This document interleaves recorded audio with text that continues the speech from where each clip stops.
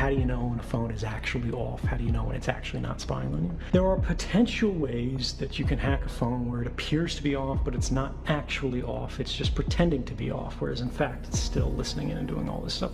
Your phone is sitting there doing nothing, you think, but it's constantly shouting and saying, I'm here.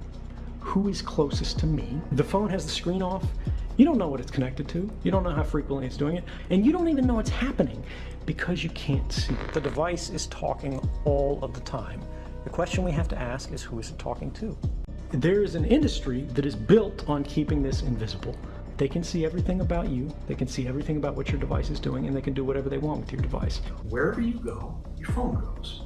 It knows what you bought. It knows who you talk to. It knows what you're interested in. It's seen every photograph that you've had. The phone is really an extension of the self. It's a part of you. So my trust in technology is limited. You can't awaken someone who's pretending to be asleep. You got a smartphone, right? You might be listening to this. You got a phone somewhere in the room. The phone is turned off, or at least the screen is turned off. It's sitting there. And if somebody sends you a message, the screen blinks to life.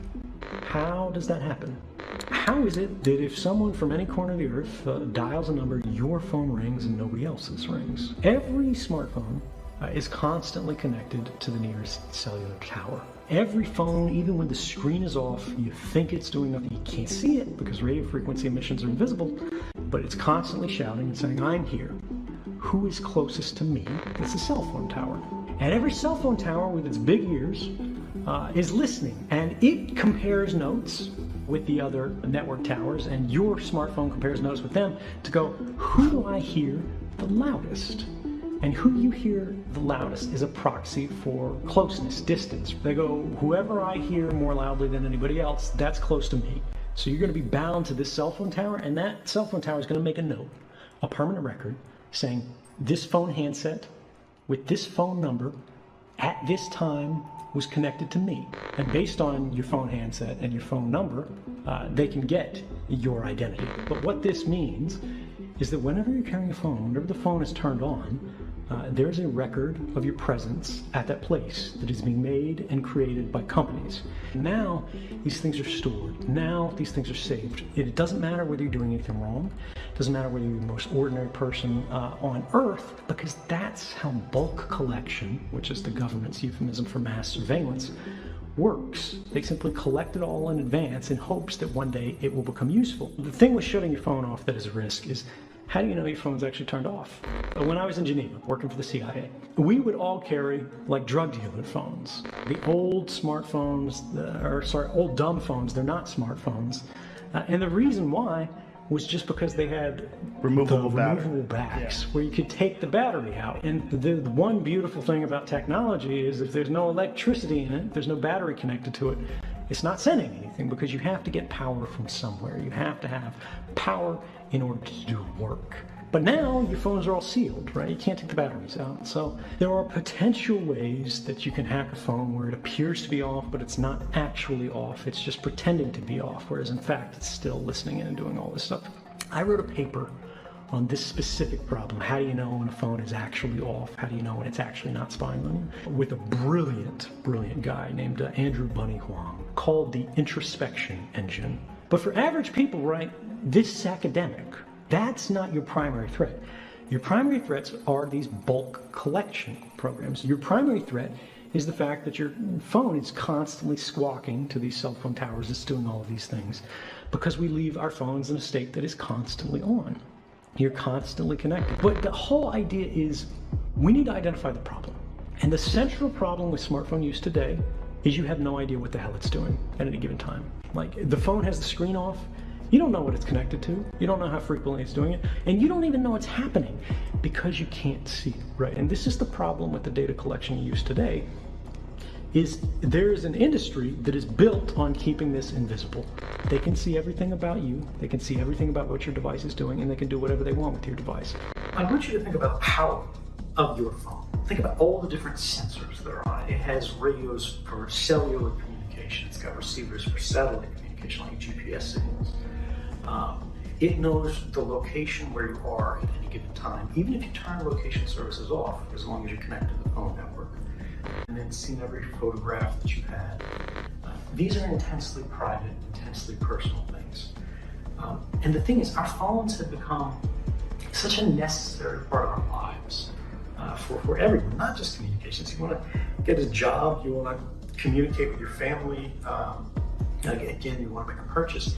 People increasingly use their phones to do that. So the phone is really an extension of the self. It's a part of you.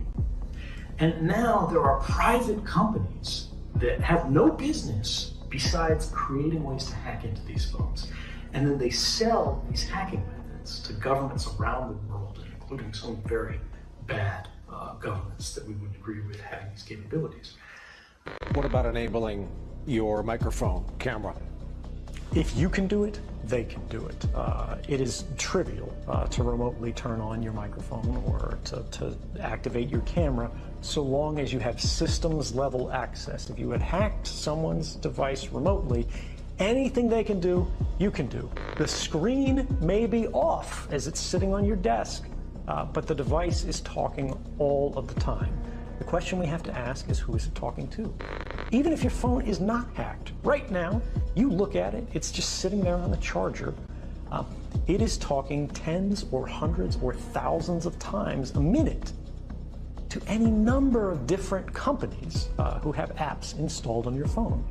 It looks like it's off, it looks like it's just sitting there, but it is constantly chattering. And unfortunately, like pollution, we have not created the tools that are necessary for ordinary people to be able to see this activity.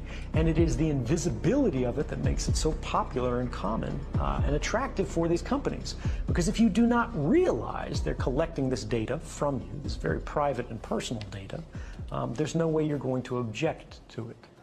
Once your phone is hacked, what is in their hands is not simply your device, it is your future. But we see how these same technologies are being applied to create what they call the social credit system. If any of your activities online, if your purchases, if your associations, if your friends are in any way different from what the government or the powers that be of the moment would like them to be, you're no longer able to purchase train tickets. You're no longer able to board an airplane. You may not be able to get a passport.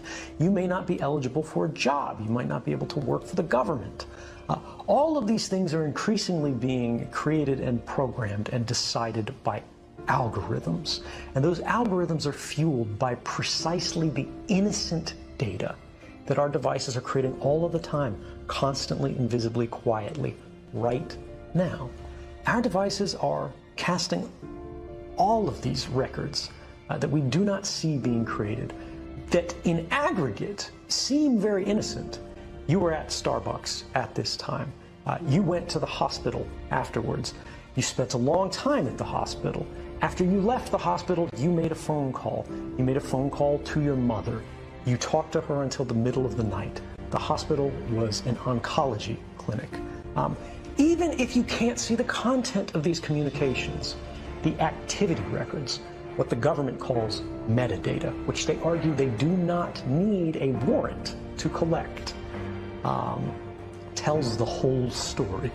And these activity records are being created and shared and collected and intercepted constantly by companies and governments. And ultimately it means as they sell these, as they trade these, as they make their businesses on the backs of these records, what they are selling is not information. What they're selling is us. They're selling our future. They're selling our past. They are selling our history, our identity, and ultimately, they are stealing our power. What changed with technology is that surveillance could now become indiscriminate. It could become dragnet. It could become bulk collection. The government did it. They used classification. Companies did it. They intentionally didn't talk about it. They denied these things were going. They said, you agreed to this. You clicked a button that said, I agree, because you were trying to open an account so you could talk to your friends. You were trying to get driving directions. You were trying to get an email account. You weren't trying to agree to some 600-page legal form that even if you read, you wouldn't understand. And it doesn't matter even if you did understand, because one of the very first paragraphs in it said, this agreement can be changed at any time unilaterally without your consent by the company. And so long as they do that, companies are going to be extraordinarily powerful.